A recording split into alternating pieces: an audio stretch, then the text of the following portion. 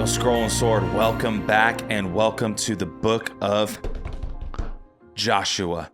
I guess you already knew that because you read Joshua 1 through 4, but Joshua is amazing. You know, where Deuteronomy was about preparation, Joshua is about possession. Don't you want to possess some of the promises that God has given you? God's promises in Joshua are no longer ahead of them. It's time to step into them. And in Joshua 1 through 4, it shows that God doesn't just work through expected people. Sometimes he builds his story through the most unlikely people. In Joshua 2, verse 1, the spies enter Jericho and end up in Rahab's house, a prostitute who becomes the central figure of the story. You know, God doesn't just look for the perfect people to use. He looks for people willing to respond in faith. A preacher that I used to watch a lot, he said, if you're not afraid to go to church and get your purse stolen, if you're not afraid to go to church and get your billfold swiped, you're not in the right church because there's too many perfect people there. God doesn't look for the perfect people to use. He looks for people who are willing to respond in faith. And Rahab confesses that the Lord has given Israel the land and declares that he is God over heaven and over earth. You know, you can be far from God culturally and still recognize him clearly if your heart is open. You didn't need to grow up in a Christian home with a mom and a dad and two brothers and sisters. Like, you ain't got to be perfect and go to the perfect church with the brick and and the perfect people. Like, you don't have to be that.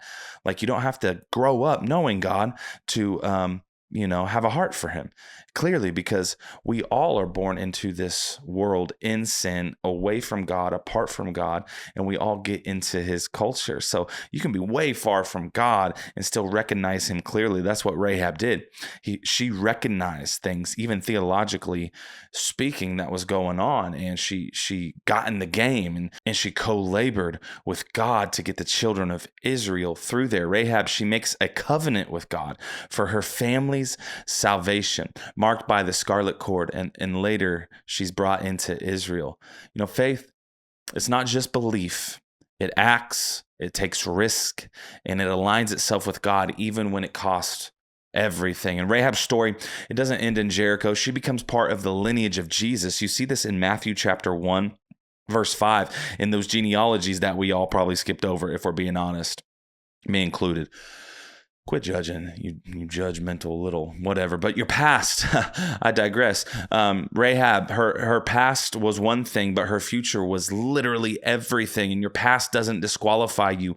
God can rewrite your place in the story completely. You need to understand that everything you've went through, everything that you've done, all the sins that you've committed, all the mistakes that you have made, it does not write you out of the story of God. God might, in fact, be using those things to build his story more powerfully. You know, God's story, it ain't built on perfect people.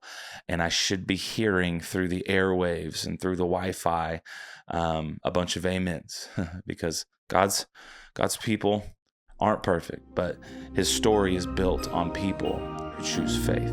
So choose faith this morning. Love y'all. See you in the discussion room.